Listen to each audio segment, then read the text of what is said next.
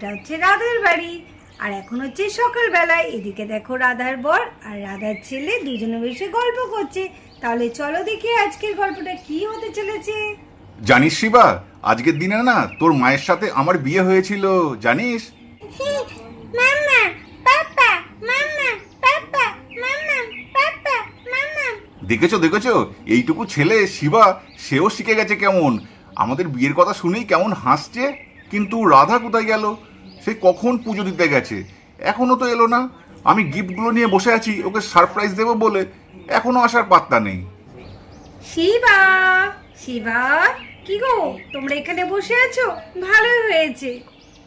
দেখি তো আমি শিবাকে একটু টিকাটা দিয়ে দিই। এই তো, দেখি তোমাকে দেখি। পুজোর সময় কি একটু সামনে তো দাঁড়াতে হয় না? আমি যখন পুজো দিচ্ছি বাইরে এসে বসে আছো। এই তো ব্যাস। দেখেছো রূপা গেল কোথায় গো? রূপা, এই রূপা। হ্যাঁ যাই বৌদি, তাড়াতাড়ি আয় রে।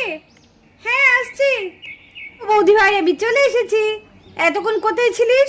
আমি পুজো দিচ্ছিলাম। না তুই ছিলিস না তোর দাদা ছিল। সত্যি তোরা না কেউ আমার একটু কথা শুনিস না। এখন শিবাটাও খুব দুষ্ট হয়েছে। মাম্মা বকা, মাম্মা বকা। দেখো রাধা দেখো, তুমি ওকে একটু বকলে আরো কেমন বলছে দেখো।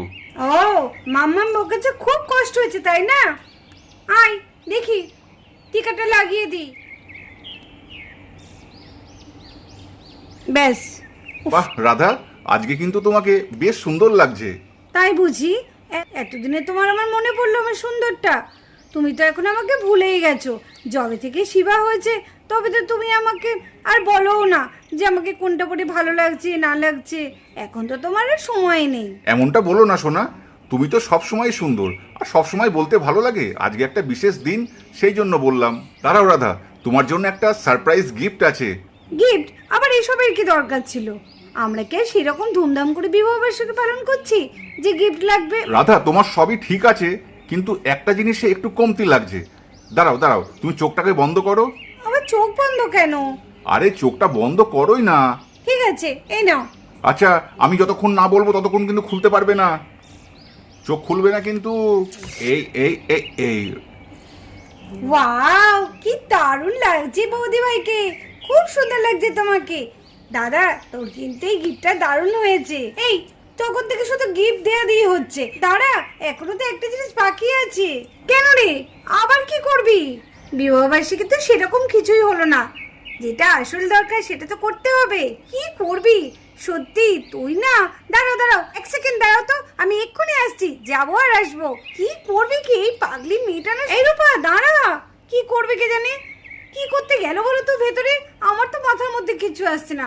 এই পাগলি মেয়েটাকে নিয়ে আর পারি না। হ্যাঁ ঠিক বলেছো, এই পাগলি মেয়েটাকে নিয়ে আমি আর পারি না। কি করবে কি জানি। এই তো আমি চলে এসেছি। এই নে দাদা, তুই বৌদিকে পরিয়ে দে আর বৌদি ভাই তোকে পরিয়ে দেবে। নাও বৌদি ভাই ধর তো। এই দাদা ধর তো। কি করেছিস কি রে? মালা বদল করবো? সত্যি তুই না? এই না আমি এসব করতে পারবো না। না বললে হবে না বৌদি ভাই, করতে হবে। আজকে বিবাহ বার্ষিকী বলে কথা, যদি মালা বদলটা না করে তাহলে কি হবে? নাও আর দেরি করে না, নাও তো। এই দাদা ধর তো। মালা মালা মালা, মাম্মা মালা, পাপ্পা মালা, মালা মালা মালা। হ্যাঁ শিবা, তোর বাবা তোর মাকে মালা পরাবে এখন। রূপা যখন একবার আবদার করেছে মালা পরাতে হবে, তাহলে তো মালা পরাতেই হবে। তাহলে দেরি না করে মালাটা পরিয়ে দিই চটপট এবার। বৌদি ভাই তোমাকে তো দাদা পরিয়ে দিল, এইবার তুমি দাদাকে পরিয়ে দাও মালাটা। হ্যাঁ রাধা, রূপা কিন্তু ঠিক কথাই বলেছে। আমি তোমাকে পরিয়ে দিয়েছি, এবার তুমি আমাকে পরিয়ে দাও। ঠিক আছে, এই নাও। দাও। এই তো, বাহ খুব ভালো হয়েছে মালা বদলটা। কি সুন্দর লাগছে তোমাদেরকে। মাম্মা মাম্মা মাম্মা, পাপা পাপা পাপা, মাম্মা মাম্মা পাপা, বিয়ে মাম্মা। এই নাও রাধা, আমাদের ম্যারেজ অ্যানিভার্সারির তোমার জন্য একটা ছোট্ট গিফট। এইগুলো কিন্তু খুব বাড়াবাড়ি করছো। আবার গিফটের কি দরকার?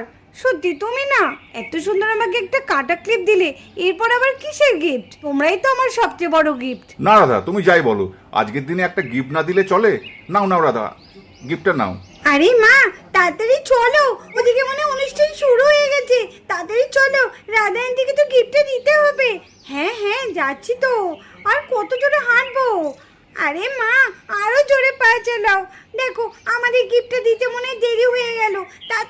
তাড়াতাড়ি চলো। হ্যাঁ হ্যাঁ চল চল, এই তো রাধা আন্টির বাড়ি চলে এসেছি। হ্যাঁ হ্যাঁ চল।